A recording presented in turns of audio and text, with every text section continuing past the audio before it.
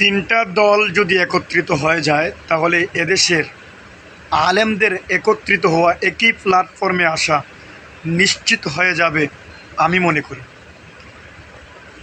চরমোনাই ইসলামী আন্দোলন বাংলাদেশ, বাংলাদেশ জামাতে ইসলামী, বাংলাদেশ খেলাফত মজলিস, আল্লামা মামুনুল হক, আল্লামা ফয়জুল করিম এবং শফিকুর রহমান হাফিজাহুল্লাহ, ওনারা তিনজন যদি একত্রিত হয়ে যান তাহলে আমার মনে হয় এই তিনটা ব্যক্তি একই টেবিলে যদি বসে তাহলে তিনটা দল একত্রিত হয়ে যাওয়াটা, একত্রিত হওয়াটা, এক হওয়াটা সময়ের ব্যাপার মাত্র।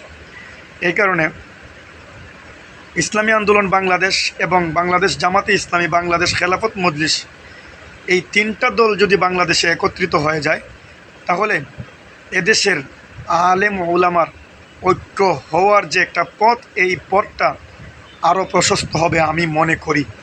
এই কারণে সব ইসলামী দলগুলোকে একত্রিত হওয়ার উদাত্ত আহ্বান জানাচ্ছি।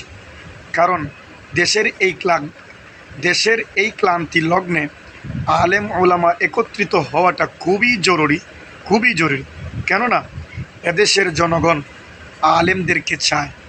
এদেশের যুবক, এদেশের শিশু থেকে নিয়ে কিশোর থেকে নিয়ে বৃদ্ধ পর্যন্ত আলেমদের প্রতি তাদের আন্তরিক ভালোবাসা রয়েছে।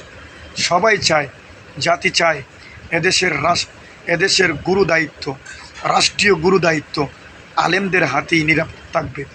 এই কারণে আলেমদের হাতে